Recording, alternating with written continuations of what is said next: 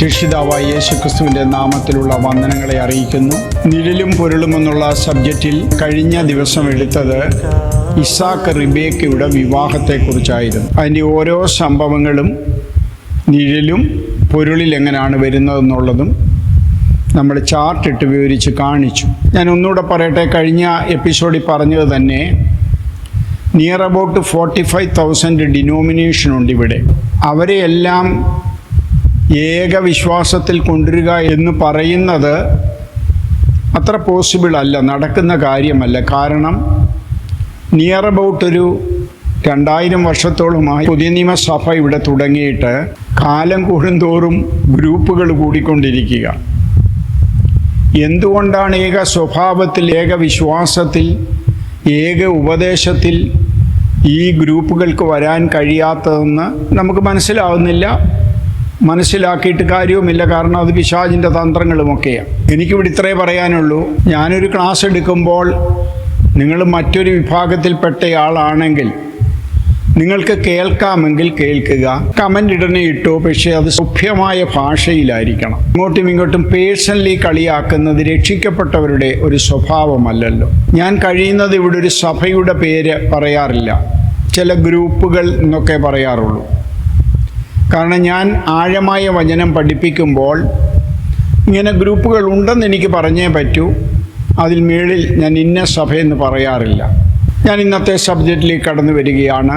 കഴിഞ്ഞ ദിവസം ഇസാക്ക് റിബേക്ക വിവാഹത്തിൽ അതിന് നിഴലും പൊരുളും പറഞ്ഞു വന്നപ്പോൾ അവസാനത്തെ ഒരു ഭാഗം അത് തീർക്കാൻ കഴിയാഞ്ഞതുകൊണ്ട് അത് അടുത്ത എപ്പിസോഡിലേക്ക് ആക്കാമെന്ന് ഞാൻ ചിന്തിച്ചിരുന്നു, പറഞ്ഞിരുന്നു. ഉൽപ്പത്തി പുസ്തകം 24-ാം അധ്യായം 62 മുതലുള്ള ഭാഗങ്ങളാണ് നമ്മൾ അവസാനമായിട്ട് വായിച്ചത്. എന്നാൽ ഇസാക്ക് ബേർലഹീം രോയി വരെ വന്നു. അവൻ തെക്കേ ദേശത്ത് പാർക്കുകയായിരുന്നു. ഞാൻ ആ ഭാഗത്തെക്കുറിച്ചും നിങ്ങളോട് പറഞ്ഞു തന്നിരുന്നു. എന്നെ വീക്ഷിച്ച് ജീവിച്ചിരിക്കുന്നവൻ്റെ കിണർ, എൻ്റെ പ്രത്യാശയുടെ ഉറവ്, എൻ്റെ ദൈവത്തിൻ്റെ ഉറവ് എന്നൊക്കെയുള്ള അർത്ഥമാണ് ഈ ബേർലഹീം രോയി എന്ന് പറയുന്ന വാക്കിന് വരുന്നത്. ബൈബിളിലെ ഇങ്ങനെയുള്ള പല പദങ്ങൾക്കും അർത്ഥമുണ്ട്, പേരുകൾക്കും അർത്ഥമുണ്ട് എന്ന് ഞാനും എന്നെപ്പോലെയുള്ളവരും വിശ്വസിക്കുന്നതാണ്. 64-ാം വാക്യം, റിബേക്കയും തലപൊക്കി ഇസ്ഹാക്കിനെ കണ്ടിട്ട് ഒട്ടകപ്പുറത്തുനിന്നിറങ്ങി അവൾ ദാസനോട്, വെളിമ്പ്രദേശത്തെ നമ്മെ എതിരേറ്റു വരുന്ന പുരുഷൻ ആരെന്ന് ചോദിച്ചതിന് എൻ്റെ യജമാൻ തന്നെയെന്ന് ദാസൻ പറഞ്ഞു. അപ്പോൾ അവളൊരു മൂടുപടം എടുത്ത് തന്നെ മൂടി താൻ ചെയ്ത കാര്യങ്ങളൊക്കെയും ദാസൻ ഇസാക്കിനോട് വിവരിച്ചു പറഞ്ഞു. ഇസാക്ക് അവളെ തൻ്റെ അമ്മയായ സാറായുടെ കൂടാരത്തിൽ കൊണ്ടുപോയി അവൻ റിബേക്കയെ പരിഗ്രഹിച്ചു. അവൾ അവന് ഭാര്യയായി തീർന്നു. എന്തുകൊണ്ടാണ് സാറായുടെ കൂടാരത്തിലേക്ക് കൊണ്ടുപോയത്? സാധാരണഗതിയിൽ പിതാവുള്ള മക്കള് വിവാഹം കഴിക്കുമ്പോൾ നമ്മുടെ കേരള സ്റ്റൈൽ കൾച്ചറിലാണെങ്കിൽ പിതാവിൻ്റെ ഭവനത്തിലേക്ക് മണവാട്ടിയെ കൊണ്ടുവരുന്നത്. ഞാൻ പറഞ്ഞല്ലോ, വടക്കേ ഇന്ത്യയിൽ പല സ്റ്റേറ്റുകളിലും വർക്ക് ചെയ്യാൻ പോയിട്ടുണ്ട്. അവരുടെയൊക്കെ വിവാഹം കൂടിയിട്ടുണ്ട്, വിവാഹം നടത്തിയിട്ടുണ്ട്. ബാരാത്ത് വരിക എന്നൊക്കെ പറയുന്നത് അവരുടെയൊക്കെ അപ്പൻ്റെ വീട്ടിലേക്കാണ് ആ പെങ്കൊച്ച് വരുന്നത്. ഞങ്ങളുടെ പാസ്റ്റർമാരുടെ മക്കളുടെയൊക്കെ വിവാഹം നടത്തുകയും സഹകരിക്കുകയും ചെയ്തിട്ടുണ്ട്. ഈ വടക്കേ ഇന്ത്യയിലെ പെൺകുട്ടികളൊക്കെ അവർ കുടുംബമായിട്ട് പറഞ്ഞതുപോലെ തന്നെ ഒരു വലിയ ഗ്രൂപ്പായിട്ട് അവർ ട്രക്കിലും ട്രാക്ടറിലും ജീപ്പിലുമൊക്കെ കയറി പുരുഷൻ്റെ അല്ലെങ്കിൽ ചെറുക്കൻ്റെ വീട്ടിലേക്ക് വരുന്നു. അവിടെ വെച്ച് വിവാഹം നടത്തുന്നു. ചെറിയ ചടങ്ങ് നടത്തി പ്രാർത്ഥിച്ച് ആ ചെറുക്കൻ്റെ അപ്പൻ്റെ വീട്ടിലേക്ക് ഇവർ കയറിയിട്ടുള്ളത് ഞാൻ കണ്ടിട്ടുള്ളത്. പക്ഷേ ഇവിടെ ഒരു മർമ്മമാണിത്. എന്തുകൊണ്ട് സാറായുടെ കൂടാരത്തിലേക്ക് കൊണ്ടുപോയി എന്ന് ഉൽപ്പത്തി പുസ്തകം 24-67 പറയുന്നു. ഇത് ഒരു നിഴലും പൊരുളുമാണ്.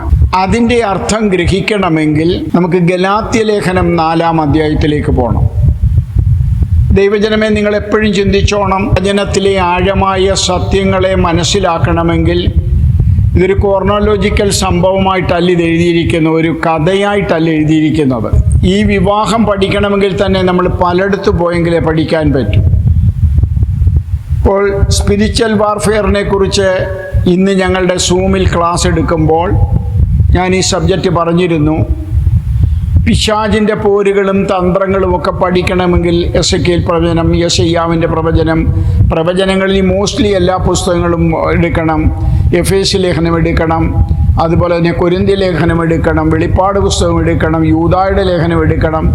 അപ്പോൾ അവിടെയും ഇവിടെയും കിടക്കുന്ന വാക്യങ്ങളെ കണക്റ്റ് ചെയ്താണ് ഇങ്ങനെയുള്ള സത്യങ്ങൾ നമ്മൾ മനസ്സിലാക്കുന്നത്. ഗലാത്യ ലേഖനത്തിലേക്ക് പോവുകയാണ്. ഗലാത്യ ലേഖനം 4-ാം അധ്യായം അതിൻ്റെ 21 തൊട്ട് ഞാൻ വായിക്കുകയാണ്. ന്യായപ്രമാണത്തിന് കീഴിലിരിപ്പാൻ ഇച്ഛിക്കുന്നവരെ നിങ്ങൾ ന്യായപ്രമാണം കേൾക്കുന്നില്ലയോ? എന്നോട് പറവീൻ. ഇനി ഒരു സബ്ജക്റ്റിലേക്ക് പൗലോസ് അപ്പോസ്തലൻ അല്ലെങ്കിൽ പരിശുദ്ധാത്മാവ് ദൈവസഭയെ പഠിപ്പിക്കാൻ വേണ്ടി പോവുകയാണ്. അബ്രഹാമിന് 2 പുത്രന്മാരുണ്ടായിരുന്നു. ഒരുവൻ ദാസി പ്രസവിച്ചവൻ, ഒരുവൻ സ്വതന്ത്ര പ്രസവിച്ചവൻ എന്ന് എഴുതിയിരിക്കുന്നുവല്ലോ. ദാസിയുടെ മകൻ ജഡപ്രകാരവും സ്വതന്ത്രയുടെ മകനോ വാഗ്ദത്തത്താലും ജനിച്ചിരിക്കുന്നു. അബ്രഹാമിൻ്റെ 2 ഭാര്യമാർ, ഒന്ന് സാറായും രണ്ടാമത്തത് ഹാഗറും. ഹാഗർ മിസ്രൈമ്യ ദാസിയായിരുന്നല്ലോ. ഇത് സാദൃശ്യമാകുന്നു. അപ്പോൾ ഇവിടെ ശ്രദ്ധിച്ചോണം, എന്തൊക്കെയോ പഠിക്കാനുണ്ട്. ഈ സ്ത്രീകൾ 2 നിയമങ്ങളത്രേ.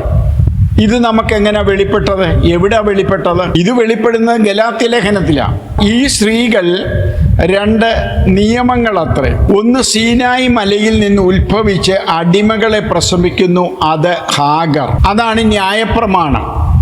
അതിനെക്കുറിച്ച് ഗലാത്യ ലേഖനത്തിലും ഒക്കെ പല സ്ഥലത്തും ന്യായപ്രമാണത്തിൻ്റെ പ്രവർത്തികളിൽ ആശ്രയിക്കുന്ന യവനും ശാപത്തിന് കീഴല്ലോ, ഇങ്ങനെയുള്ള വചനങ്ങളൊക്കെ ഉണ്ട്. അത് ന്യായപ്രമാണത്തിൽ ആശ്രയിക്കുന്നതെന്നല്ല, ന്യായപ്രമാണത്തിൻ്റെ പ്രവർത്തികളിൽ, യാഗങ്ങളെ, കർമാചാരങ്ങളെ, അതൊന്നും പുതിയ സഭയ്ക്കില്ല. 25-ാം വാക്യം, ഹാഗർ എന്നത് അറബി ദേശത്ത് സീനായി മലയെ കുറിക്കുന്നു. അതിപ്പോഴത്തെ യെരുശലേമിനോട് ഒക്കുന്നു. അത് തൻ്റെ മക്കളോടുകൂടി അടിമയിലല്ലോ ഇരിക്കുന്നത്. ഇപ്പോഴത്തെ യെരുശലേം, ഇന്ന് ഇസ്രയേലിലുള്ള യെരുശലേം, അല്ലെ ഡോം ഓഫ് റോക്ക് നിലനിൽക്കുന്ന ആ യെരുശലേം, അത് ഹാഗറിന് നിഴലാണെന്നാണ് ഇവിടെ പരിശുദ്ധാത്മാവ് പറയുന്നത്. 26-ാം വാക്യം, മീതെയുള്ള യെരുശലേമോ സ്വതന്ത്രയാകുന്നു, അവൾ തന്നെ നമ്മുടെ അമ്മ. മീതെയുള്ള യെരുശലേം അവൾ തന്നെയാണ് നമ്മുടെ അമ്മ. നമ്മുടെ അമ്മ എന്ന് പൗലോസ് അപ്പോസ്തലൻ ഗലാത്യ സഭയ്ക്ക് എഴുതുമ്പോൾ പറയുന്നത് നമ്മുടെ അമ്മ എന്ന് പറഞ്ഞ ആർക്കാ? പുതിയ നിയമസഭയ്ക്കാ നമ്മുടെ അമ്മ. ഈ സബ്ജക്റ്റ് ഇവിടെ ഗലാത്യ ലേഖനത്തിൽ കൊണ്ടുവന്ന് എഴുതേണ്ട കാര്യം എന്താ? ആക്ച്വലി ഈ സബ്ജക്റ്റ് കണക്ട് ചെയ്തെങ്കിലേ ഇസഹാക്ക് റിബേക്കയെ സാറായുടെ കൂടാരത്തിൽ എന്തിനു കൊണ്ടുപോയി? കാരണം ദൈവമക്കൾ ശ്രദ്ധിക്കുക, മനസ്സിലാക്കാൻ ശ്രമിക്കുക. നിഴലും പൊരുളുമാണിത്. കർത്താവായ യേശുക്രിസ്തു തൻ്റെ സഭയെ ചേർക്കുവാൻ മധ്യാകാശത്തിലേക്ക് വരുന്നത്, രണ്ടാമത് ഭൂമിയിലേക്ക് വരുന്നില്ല. അതുകൊണ്ടാണ് ആ വിവാഹത്തിൽ പറയുന്നുണ്ട്, എൻ്റെ മകനെ അവിടേക്ക് കൊണ്ടുപോകരുത്. കാരണം യേശുക്രിസ്തു ഇവിടെ വന്ന് സ്നാനപ്പെട്ടു, ക്രൂശിൽ യാഗമായി, നമ്മുടെ പാപങ്ങൾക്ക് വേണ്ടി പെസഹ കുഞ്ഞാടാകുന്ന കർത്താവ് അറുക്കപ്പെട്ടു, ക്രൂശിക്കപ്പെട്ടു. ആദ്യത്തെ നിഴലും പൊരുളും സംഭവത്തിൽ പറഞ്ഞ പോലെ എങ്ങനെ പാപയാഗമൃഗത്തെ സമാഗമന കൂടാരത്തിൻ്റെ വടക്കു ഭാഗത്ത് കൊണ്ടുപോയി അറുത്ത് അതിൻ്റെ ഉടലും തോലും മാംസവും എല്ലാം പാളയത്തിന് പുറത്ത് വടക്കു ഭാഗത്ത് യാഗപീഠമില്ലാത്തിടത്ത് തീ കത്തിച്ച് യാഗപീഠമാക്കി ചുട്ടതുപോലെ യേശുക്രിസ്തുവിനെ യെരുശലേമിൻ്റെ വടക്കു ഭാഗത്ത് ഗോൽഗോത്തയിൽ ക്രൂശിച്ചു. ആ യേശുക്രിസ്തു തൻ്റെ കാന്തയെ ചേർക്കാൻ വീണ്ടും ഒന്നുകൂടെ ഭൂമിയിലേക്ക് വരത്തില്ല. യേശു ഇനിയും വരുന്നത് മധ്യാകാശത്താണ്. അത് നമുക്കറിയാമല്ലോ. തെസ്സലോനിക്ക ലേഖനം 4-ാം അധ്യായത്തിൽ 16-ാം വാക്യത്തിൽ നമുക്കത് പലപ്പോഴും നമ്മൾ വായിക്കുന്ന ഭാഗമാണ്. കർത്താവ് താൻ ഗംഭീരനാഥത്തോടും പ്രധാന ദൂതന്റെ ശബ്ദത്തോടും ദൈവത്തിൻ്റെ കാഹളത്തോടും കൂടെ സ്വർഗത്തിൽ നിന്ന് ഇറങ്ങി വരികയും ക്രിസ്തുവിൽ മരിച്ചവർ മുമ്പേ ഉയർത്തെഴുന്നേൽക്കുകയും ചെയ്യും. പിന്നെ ജീവനോടെ ശേഷിക്കുന്ന നാം അവരോടൊരുമിച്ച് ആകാശത്തിൽ കർത്താവിനെ എതിരേൽപ്പാൻ മേഘങ്ങൾ എടുക്കപ്പെടും. ഇങ്ങനെ നാം എപ്പോഴും കർത്താവിനോട് കൂടെ ഇരിക്കും. അപ്പോൾ മണവാട്ടി സഭ കൊരിന്ത് ലേഖനം 11 അധ്യായത്തിൻ്റെ 2 വാക്യത്തിൽ പറയുന്ന, ഞാൻ നിങ്ങളെ ക്രിസ്തു എന്ന ഏക പുരുഷന് നിർമ്മല കന്യകയായി വിവാഹ നിശ്ചയം ചെയ്യാൻ ഏൽപ്പിച്ചിരിക്കുന്നു എന്ന് പറയുന്ന പോലെ നിർമ്മല കന്യയാകുന്ന സഭ ഇവിടുന്ന് എടുക്കപ്പെടും. അത് കാഹളം ധ്വനിക്കുമ്പോഴാണ്. അങ്ങനെ കാഹളം ധ്വനിച്ച് എടുക്കപ്പെടുന്ന വിശ്വാസികൾ ചെല്ലുന്നത് മധ്യാകാശത്തിലാണ്. എങ്ങനെ ബേർലഹീം രോയിലേക്ക് ഇസാക്ക് ഇറങ്ങി വന്നോ അതുപോലെ നമ്മുടെ കർത്താവ് മധ്യാകാശത്തേക്ക് ഇറങ്ങി വരുന്നു. പക്ഷേ ഇവിടെ ഒരു സംശയം ഞാൻ നിങ്ങളോടെല്ലാം എൻ്റെ പല വിശ്വാസികളോടും ചോദിക്കുന്ന ഒരു ചോദ്യമുണ്ട്. നമ്മൾ എവിടെ പോകാനായി ബന്ധപ്പെടുന്നത്? രക്ഷിക്കപ്പെട്ടു, സ്നാനപ്പെട്ടു, സാക്ഷി പറയുന്നു, സുവിശേഷ വേല ചെയ്യുന്നു, വചനം ഗ്രഹിക്കുന്നു, വചനം പഠിപ്പിക്കുന്നു. എന്തിനു വേണ്ടിയാണ്?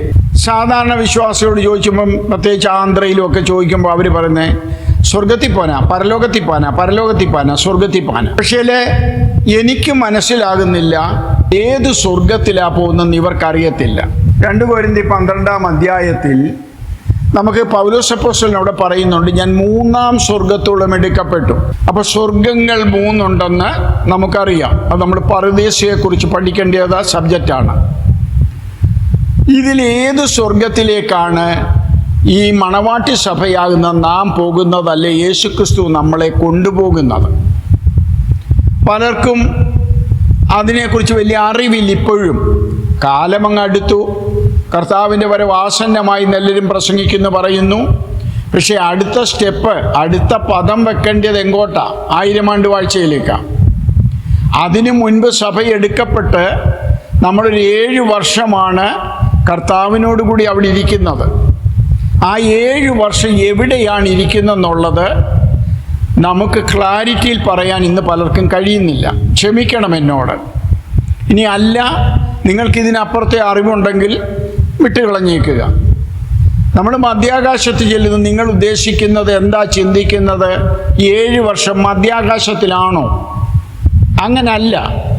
കാരണം യോഹന്നാൻ്റെ സുവിശേഷം 14 അധ്യായം ഞാൻ അതിൻ്റെ 2 തൊട്ട് വായിക്കുകയാണ്.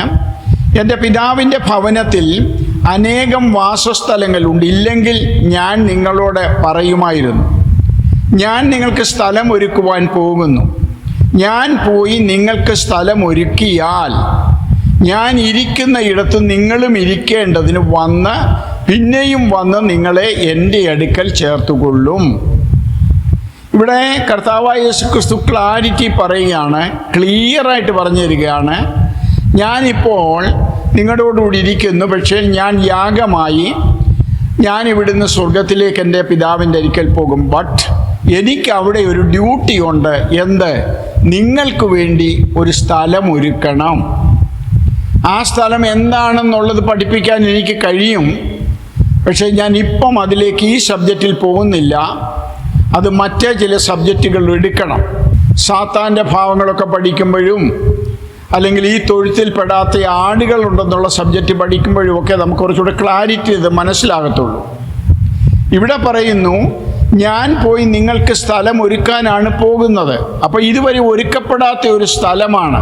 ഒരു പരദീസ ദൈവം നമ്മൾക്ക് വേണ്ടി ഒരുക്കുകയാണ്. അനേകം വാസസ്ഥലങ്ങളുണ്ട് എൻ്റെ പിതാവിൻ്റെ സന്നിധിയിൽ. 10,000 കോടി ഗാലക്സികളുണ്ട്. സൂര്യചന്ദ്രന്മാരെ എന്ന് വിളിച്ചുള്ള വാക്യങ്ങൾ നമുക്കുണ്ട്. 10,000 കോടി ഗാലക്സികളെ പഠിക്കാൻ വേണ്ടി അമേരിക്ക വിട്ടിരിക്കുന്ന വോയേജർ 1ഉം 2ഉം നമ്മുടെ സൂര്യമണ്ഡലം കഴിഞ്ഞ് അപ്പുറത്ത് പോയേക്കുക. അതുപോലെ പ്രപഞ്ചം കിടക്കുക. ബ്ലാക്ക് ഹോളിനെ കുറിച്ച് പഠിക്കുമ്പം യൂദായുടെ ലേഖനത്തിൽ ബ്ലാക്ക് ഹോളുണ്ട്. സ്റ്റീഫൻ ഹോക്കിങ്സ് ഒക്കെ അത് കണ്ടുപിടിച്ചതും ധന്യ ജി നായരൊക്കെ കണ്ടുപിടിച്ചതും ബ്ലാക്ക് ഹോള് യൂദായുടെ പുസ്തകത്തിൽ ഏകദേശം 2000 വർഷം മുൻപേ എഴുതി വെച്ചതാണ്. അത് പക്ഷേ ഏതാണ്ട് 2025 അല്ലെങ്കിൽ ഈ അടുത്ത കാലത്താണ് സ്റ്റീഫൻ ഹോക്കിങ്സ് ഒക്കെ അത് കണ്ടുപിടിക്കുന്നത്. അങ്ങനെ വിശാലമായി കിടക്കുന്ന ഈ ഗാലക്സിയിൽ ദൈവത്തിന് അനേക വാസസ്ഥലങ്ങൾ ഉണ്ടെന്നാണ് ഇവിടെ പറയുന്നത്. അത് വേറൊരു സബ്ജക്റ്റാണ്. പക്ഷെ ഇവിടെ പറയുന്നു, മണവാട്ടി സഭയെ നിങ്ങൾ അല്ലെങ്കിൽ അപ്പോസ്തലന്മാരോട് പറയുകയാണ്, ഞാനിപ്പോൾ ബലിയായി എൻ്റെ ഡ്യൂട്ടി കഴിഞ്ഞ് ഞാൻ പോവുകയാണ്.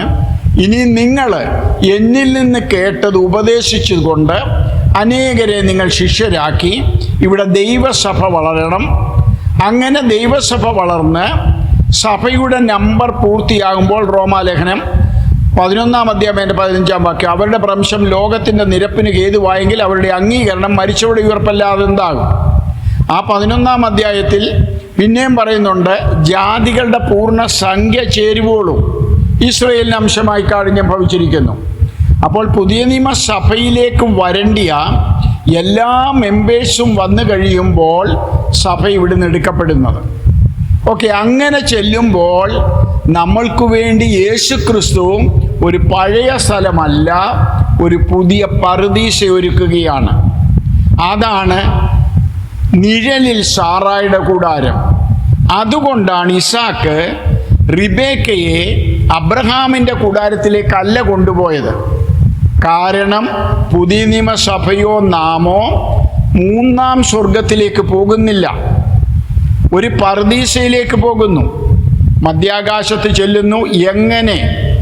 ഇസഹാക്കും റിബേക്കയും ബേർലഹീം രോയി ചെന്നു, അവരവിടെ വെച്ച് സമ്മേളിക്കുന്നു. ഉത്തമഗീതം 8-ാം അധ്യായത്തിൽ പറയുന്ന പോലെ തൻ്റെ പ്രിയൻ്റെ മേൽ ചാരിക്കൊണ്ട് വരുന്നോൾ ഇവൾ ആർ. അങ്ങനെ റിബേക്ക തൻ്റെ ഭർത്താവാകുന്ന ഇസാക്കിനോട് ചേർന്ന് ഇസഹാക്ക് അവളെ സാറായുടെ കൂടാരത്തിലേക്ക് കൊണ്ടുപോയി. അപ്പോൾ അതിനപ്പുറത്ത് മാറി അബ്രഹാമിൻ്റെ കൂടാരമുണ്ട്. അവിടെ ചെന്നാണ് അവർ അന്നത്തെ രാത്രി ഉറങ്ങുന്നതെന്നാണ് അവിടെ മനസ്സിലാക്കുന്നത്. അപ്പോൾ മധ്യാകാശത്ത് ചെല്ലുന്ന നമ്മൾ യേശുക്രിസ്തു ഒരുക്കുന്ന ഒരു പ്രത്യേക പറുദീസയിലേക്ക് പോകുന്നു. അവിടെ നമ്മൾ 7 വർഷത്തോളം ആയിരിക്കുമെന്നും നമ്മുടെ പ്രതിഫല വിതരണം അവിടെ ആയിരിക്കുമെന്നും കൊരിന്ത്യ ലേഖനത്തിൽ നമുക്ക് മനസ്സിലാകുന്നു. എൻ്റെ സബ്ജക്റ്റ് സാറായുടെ കൂടാരത്തിൻ്റെ പൊരുളാണ്. അങ്ങനെ നാം അവിടേക്ക് ചെല്ലുന്നു. നിയർ അബൌട്ട് 7 വർഷം ആ പറുദീസയിലായിരിക്കുന്നു. യോഹന്നാൻ 14-ന്റെ 3-ാം വാക്യം, ഞാൻ പോയി നിങ്ങൾക്ക് സ്ഥലം ഒരുക്കിയാൽ, ക്ലാരിറ്റി പറയുകയാണ്, ഞാൻ പോകുന്നത് സ്ഥലം ഒരുക്കാനാ. ഞാൻ ഒരുക്കിയാൽ, ഒരുക്കി കഴിയുമ്പോൾ ഞാൻ ഇരിക്കുന്ന ഇടത്ത് നിങ്ങളെയും ഇരിക്കേണ്ടതിന് പിന്നെയും ഞാൻ വരും. പക്ഷേ മധ്യാകാശത്താണ് വന്ന് നിങ്ങളെ എൻ്റെ അടുക്കൽ ചേർത്തുകൊള്ളും. ഒരു പ്രധാനമന്ത്രി വരിക, അല്ലെങ്കിൽ മറ്റൊരു രാജ്യത്തലവൻ വരിക, എയർപോർട്ടിൽ വന്നിറങ്ങുമ്പോൾ, ഇപ്പോൾ അമേരിക്കൻ പ്രസിഡന്റാണ് വരുന്നതെന്നിരിക്കട്ടെ, ഇന്ത്യയിൽ അമേരിക്കൻ പ്രസിഡന്റിനെ സ്വീകരിക്കേണ്ടത്, ഗാർഡ് ഓഫ് ഓണർ കൊടുക്കേണ്ടത് ഇന്ത്യയുടെ പ്രസിഡന്റ് ചെന്നിട്ടാണ്. പിന്നെ അടുപ്പവും കൂടുതലുമുണ്ട്. ചിലപ്പം പ്രധാനമന്ത്രി ചെല്ലും, പക്ഷേ ഫസ്റ്റ് പ്രോട്ടോകോൾ അവിടെ പ്രസിഡന്റിന്, ഇന്ത്യൻ പ്രസിഡന്റിനാണ് എന്ന് പറഞ്ഞതുപോലെ തൻ്റെ കാന്ത അങ്ങോട്ട് വരികയാണ്, തൻ്റെ ബോഡിയുടെ പാർട്ടാണ്. അത് മുഖാന്തരം പുരുഷൻ അപ്പനെയും അമ്മയും വിട്ട് ഭാര്യയോട് പറ്റിച്ചേരുന്ന മർമ്മമാണ് ഇവിടെ നടക്കാൻ പോകുന്നത്. തെസ്സലോനിക്ക ലേഖനത്തിൽ നമ്മൾ വായിച്ചത്, അങ്ങനെ കർത്താവിനോടുകൂടി മണവാട്ടി സഭ ഇരിക്കും, പിന്നെ അവർ തമ്മിൽ വേർപാടില്ല, പിരിച്ചിലില്ല. ഈ മധ്യാകാശത്തു നിന്ന് കർത്താവായ യേശുക്രിസ്തു തൻ്റെ കാന്തയാകുന്ന സഭയെ താൻ ഒരുക്കുന്ന പ്രത്യേക പറുദീസയിലേക്ക് കൊണ്ടുവരും, മൂന്നാം സ്വർഗത്തിലേക്കല്ല. അപ്പോൾ നിങ്ങൾക്ക് കാര്യം മനസ്സിലായല്ലോ. നമ്മൾ 7 വർഷമാണ് ഈ പറുദീസയിലിരിക്കുന്നത്. അത് കഴിയുമ്പോൾ ഇവിടെ യൂദായുടെ ലേഖനത്തിലേക്ക് വരുമ്പോൾ, see the Lord is coming with 1,000 upon 1,000 of his holy one. 1000 വിശുദ്ധന്മാരുമായി കർത്താവ് വരുമെന്ന് അവിടെ പറയുന്നുണ്ട്. വെളിപ്പാട് 1:7 അവൻ മേഘാരൂഢനായി വരും. സക്കറിയ പ്രവചനത്തിലേക്ക് വരുമ്പോൾ അതിൻ്റെ 14:5, എൻ്റെ ദൈവമായ യഹോവയും തന്നോടുകൂടി സകല വിശുദ്ധന്മാരും വരും, അന്നാളിൽ വെളിച്ചമുണ്ടാകുകയില്ല. അപ്പോൾ ഈ 1000 വിശുദ്ധന്മാരുമായിട്ട്, തൻ്റെ കാന്തയാം സഭയുമായിട്ട് കർത്താവായ യേശു ക്രിസ്തു ഒലിവുമലയിലേക്ക് വരും. അതാണ് അപ്പോസ്തല പ്രവൃത്തി 1-ാം അധ്യായത്തിൽ ശിഷ്യഗണങ്ങൾ അവർ നോക്കി നിൽക്കുമ്പോൾ യേശു ഇങ്ങനെ ഒരു റോക്കറ്റ് പോലെ ചെറുകെ ഇങ്ങനെ പൊങ്ങി പോവുക. അപ്പോൾ അവർ ഭയപ്പെട്ടിങ്ങനെ നിൽക്കുക. അപ്പോൾ അവിടെ 2 ദൂതന്മാർ വന്ന് പറയുന്നുണ്ട്, ഗലീല പുരുഷന്മാരെ, നിങ്ങൾ ആകാശത്തേക്ക് നോക്കി നിൽക്കുന്നത് എന്ത്? നിങ്ങളെ വിട്ട് സ്വർഗാരോഹണം ചെയ്ത യേശു പോയതുപോലെ വീണ്ടും വരും. ഇനിയും നമുക്ക് മത്തായിയുടെ 24:27, മനുഷ്യപുത്രൻ തേജസ്സോടെ സകല വിശുദ്ധന്മാരുമായി വരുമ്പോൾ, ഫിലിപ്പിയ ലേഖനം 3:20, അവിടെ നിന്ന് നമ്മുടെ കർത്താവ് വരും. Praise the Lord. ദൈവത്തിൻ്റെ ജനമേ, നാം 7 വർഷം കർത്താവ് നമ്മൾക്ക് വേണ്ടി ഒരുക്കുന്ന പറുദീസയിലായിരിക്കും. അത് ഒരുക്കി കഴിയുമ്പോൾ ഞാൻ വന്ന് നിങ്ങളെ ചേർത്തുകൊള്ളും. നമ്മളെ അങ്ങോട്ട് പരിശുദ്ധാത്മാവ് കൊണ്ടുപോകും. നമ്മുടെ കൂടെ ഗൈഡ് ചെയ്ത് കൊണ്ടുപോകാൻ പരിശുദ്ധാത്മാവുണ്ട്. അതാണ് തെസ്സലോനിക്ക ലേഖനത്തിൽ നമ്മൾ വായിക്കുന്നത്. വഴിയിൽ നിന്ന് തടയുന്നവൻ നീങ്ങിപ്പോണം, അപ്പോൾ അതർപൂർത്തി വെളിപ്പെട്ടു വരും. വഴിയിൽ നിന്ന് തടയുന്ന പരിശുദ്ധാത്മാവാണ് എങ്ങനെ ഏലയാസർ റിബേക്കയുമായി ബേർലഹീം രോയ് വരെ വന്നോ, അതുപോലെ പരിശുദ്ധാത്മാവ് നമ്മെ കൊണ്ടുപോയി മധ്യാകാശത്തിൽ കർത്താവിൻ്റെ സന്നിധാനത്തിൽ ഏൽപ്പിക്കും. അവിടുന്ന് കർത്താവ് നമ്മളുമായിട്ട് ഇസ്ഹാക്ക് എങ്ങനെ സാറായുടെ കൂടാരത്തിലേക്ക് റിബേക്കയെ കൊണ്ടുപോയോ, അതുപോലെ റിബേക്കയുടെ പൊരുളാകുന്ന പുതിയ നിയമ സഭ, അല്ലെങ്കിൽ നിർമ്മല കന്യകയാകുന്ന സഭയെ യേശുക്രിസ്തു താൻ ഒരുക്കുന്ന പറുദീസയിലേക്ക് കൊണ്ടുപോകും. അവൾ തന്നെ നമ്മുടെ അമ്മ. എത്ര ശ്രേഷ്ഠകരമായ മർമ്മമാണ് ഗലാത്യ ലേഖനത്തിൽ നമുക്കിവിടെ പറഞ്ഞു തരുന്നത്. ആ മർമ്മത്തെ തെളിയിക്കുവാനാണ് ഗലാത്യ ലേഖനത്തിൽ ഈ വചനം നമ്മൾക്ക് വളരെ കൃത്യമായിട്ട് പരിശുദ്ധാത്മാവ് വരച്ചു കാണിച്ചിരിക്കുന്നത്. 24-ാം വാക്യം, ഇത് സാദൃശ്യമാകുന്നു. ഈ സ്ത്രീകൾ 2 നിയമങ്ങൾ അത്രേ. ഒന്ന് സിനായ് മലയിൽ നിന്നുണ്ടായി അടിമകളെ പ്രസവിക്കുന്നു. അത് ഹാഗർ എന്നത് അറബി സീനായ് മലയെ കുറിക്കുന്ന, അത് ഇപ്പോഴത്തെ യെരുശലേമിനോട് ഒക്കുന്നു. അത് തൻ്റെ മക്കളോടുകൂടി അടിമത്തത്തിലല്ലോ ഇരിക്കുന്നത്. എന്തായി യെരുശലേമിൻ്റെ അടിമത്വം? ഭൂമിയിലെ സിൻ സിറ്റികളെ കുറിച്ചൊന്ന് പഠിക്കണം, പാപത്തിൻ്റെ പട്ടണങ്ങളെക്കുറിച്ച്. അതിൽ യെരുശലേമിൻ്റെ സ്ഥാനം എത്രയാണെന്ന് മനസ്സിലാക്കണം.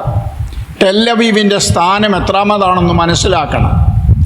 ഹാഗറിൻ്റെ നിയമപ്രകാരം ഹാഗറിൻ്റെ വംശാവലിയിൽപ്പെട്ടവർ അവിടെ പാപത്തെ പച്ചവെള്ളം പോലെ കുടിക്കുക. അതിനകത്ത് ഇസ്രയേലിൻ്റെ ജനവും പെട്ടിട്ടുണ്ട്. അങ്ങനെ അത് അടിമത്വത്തിലിരിക്കുക.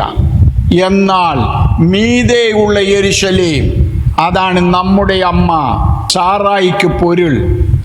അപ്പോൾ സാറായുടെ കൂടാരത്തിലേക്ക് നിഴലിൽ റിബേക്കയെ കൊണ്ടുപോയെങ്കിൽ പൊരുളിൽ മീതെയുള്ള യെരുശലേം, അത് അബ്രഹാമിൻ്റെ കൂടാരമല്ല. That means 3-ാം സ്വർഗമല്ല. അത് യേശുക്രിസ്തു നമ്മൾക്ക് വേണ്ടി ഒരുക്കുന്ന ഒരു സെപ്പറേറ്റ് പറുദീസയാണ്. അവിടേക്കാണ് പൊരുളിൽ സഭയെ കൊണ്ടുപോകുന്നത്. ഇനി നമുക്കറിയാം, 1000 ആണ്ട് വാഴ്ചയ്ക്ക് കർത്താവ് ഭൂമിയിലേക്ക് ഇറങ്ങി വരും. വെളിപ്പാട് പുസ്തകം ഈ 21-ാം അധ്യായത്തിലേക്ക് വരുമ്പോൾ, ഞാൻ പുതിയ ആകാശവും പുതിയ ഭൂമിയും കണ്ടു. 1-ാമത്തെ ആകാശവും 1-ാമത്തെ ഭൂമി ഒഴിഞ്ഞുപോയി, സമുദ്രവും ഇനിയില്ല. പുതിയ യെരുശലേം എന്ന വിശുദ്ധ നഗരം ഭർത്താവിനായി അലങ്കരിച്ചിട്ടുള്ള മണവാട്ടിയെ പോലെ ഒരുങ്ങി സ്വർഗത്തിൽ നിന്നും ദൈവസന്നിധിയിൽ നിന്ന് തന്നെ ഇറങ്ങുന്നത് ഞാൻ കണ്ടു. സിംഹാസനത്തിൽ നിന്ന് ഞാൻ കേട്ടത്, ഇതാ മനുഷ്യരോടുകൂടി ദൈവത്തിൻ്റെ കൂടാരം. അവൻ അവരോടുകൂടി വസിക്കും, അവർ അവൻ്റെ ജനമായിരിക്കും. ദൈവം താൻ അവരുടെ ദൈവമായി അവരോടുകൂടി ഇരിക്കും. അവൻ അവരുടെ കണ്ണുനീരെല്ലാം തുടച്ചു കളയും. ഇനി മരണമുണ്ടാകയില്ല, ദുഃഖവും മുറവിളിയും കഷ്ടതയും ഇനി ഉണ്ടാകയില്ല. 1-ാമത്തേത് കഴിഞ്ഞുപോയി. സിംഹാസനത്തിൽ ഇരിക്കുന്നവൻ, ഇതാ ഞാൻ സകലതും പുതുതാക്കുന്നു എന്ന് അരുളി ചെയ്തു. എഴുതുക, ഈ വചനം വിശ്വാസയോഗ്യവും സത്യവുമാകുന്നു എന്ന് അവൻ കൽപ്പിച്ചു. പിന്നെയും അവൻ എന്നോട് അരുളി ചെയ്തത് സംഭവിച്ചു തീർന്നു. പാപം ചെയ്ത് ഭൂമിയിലേക്ക് വന്ന ദൂതന്മാർ മുതൽ ഇങ്ങോട്ടുള്ള വലിയൊരു കോടാനുകോടി വർഷങ്ങളുടെ സംഭവ പരമ്പര, ആ സംഭവ പരമ്പര സംഭവിച്ചു തീരുന്നത് ഇവിടെയാണ്. അപ്പോൾ 1000 ആണ്ടേക്ക് സാത്താനെ ബന്ധിക്കുന്നു. സാത്താൻ 1000 ആണ്ട് തടവിലാകുന്നു. 1000 ആണ്ട് കഴിച്ച് തുറന്നു വിടുന്നു. പിന്നെ അതോടുകൂടി വെള്ളസിംഹാസനം വെച്ച് പാപികളും ദുഷ്ടന്മാരെയും അഗ്നികുണ്ഡത്തിലേക്ക് വിടുന്നു. പിന്നെ ഇവിടെ നിത്യമായ നിത്യയുഗയുഗവാസം. ദൈവത്തിൻ്റെ ജനമേ, നമ്മുടെ സബ്ജക്റ്റ് ഇതാണല്ലോ. ഇസഹാക്ക് എന്തുകൊണ്ട് സാറായുടെ കൂടാരത്തിലേക്ക് റിബേക്കയെ കൊണ്ടുപോയി. എന്തുകൊണ്ട് അബ്രഹാമിൻ്റെ കൂടാരത്തിൽ കൊണ്ടുപോയില്ല? അതിൻ്റെ കാരണം മണവാട്ടി സഭ മധ്യാകാശത്ത് ചെന്നിട്ട് അവിടുന്ന് കർത്താവ് നമ്മൾക്ക് വേണ്ടി ഒരുക്കുന്ന ഒരു സെപ്പറേറ്റ് പറുദീസയിലേക്ക് കൊണ്ടുപോകുന്നു. ആ പറുദീസയിൽ നമ്മൾ 7 വർഷമായിരിക്കും. അവിടുന്ന് ആൻറ്റിക്രിസ്റ്റിൻ്റെ ഭരണം ഇവിടെ അവസാനിച്ച് അവനെയും കള്ളപ്രവാചകനെയും അഗ്നികുണ്ഡത്തിലേക്ക് വിടുന്നു. 19-ാം അധ്യായം വെളിപ്പാട് പുസ്തകം. അത് കഴിയുമ്പോൾ അപ്പോസ്തലപ്രവൃത്തി 1-ാം അധ്യായത്തിൽ പറയുന്ന പോലെ, ഗലീല പുരുഷന്മാരെ, നിങ്ങൾ ആകാശത്തേക്ക് നോക്കി നിൽക്കുന്ന എന്ത്? നിങ്ങളെ വിട്ട് സ്വർഗാരോഹണം ചെയ്ത യേശു പോയതുപോലെ വീണ്ടും വരും. അവൻ ഒലിവുമലയിൽ വരുമെന്ന് അവിടെ പറയുന്നത്. അങ്ങനെ സക്കറിയ പ്രവചനത്തിൽ നമ്മൾ വായിക്കുന്ന 14-ാം അധ്യായത്തിൽ യേശു 1000 വിശുദ്ധന്മാരുമായി ഒലിവുമലയിൽ വരും. ഇതിനിടയിൽ നമ്മൾ 3-ാം സ്വർഗത്തിൽ പോകുന്നില്ല, നമ്മൾ ഭൂമിയിലേക്ക് വരുന്നു. 1000 ആണ്ട് വാഴ്ച. ആ 1000 ആണ്ട് വാഴ്ചയെക്കുറിച്ചുള്ള ക്ലാസ് എൻ്റെ ഇറ്റ് ഈസ് ഡൺ എന്ന് പറയുന്ന യൂട്യൂബ് ചാനലിൽ കിടപ്പുണ്ട്. ജോർജ് വർഗീസ് വെണ്ണിക്കുളം മില്ലേനിയം അല്ലെ 1000 ആണ്ട് വാഴ്ച എന്നുള്ള ക്ലാസ് കിട്ടും.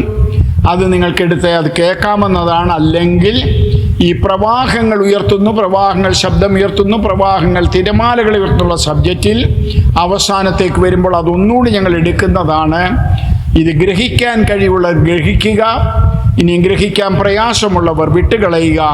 നിങ്ങളെല്ലാവരും എൻ്റെ സഹോദരി സഹോദരന്മാരാണ്, ക്രിസ്തുവിൽ ഒന്നാണ്. നമുക്ക് എന്തെങ്കിലും അഭിപ്രായ വ്യത്യാസങ്ങളുണ്ടെങ്കിൽ പഠിപ്പിക്കേണ്ടവരെ ദൈവം പഠിപ്പിക്കട്ടെ. അതിനുള്ള കൃപയ്ക്കായി നമുക്ക് യാചിക്കാം. ദൈവം നമ്മെ എല്ലാവരെയും അനുഗ്രഹിക്കുമാറാകട്ടെ.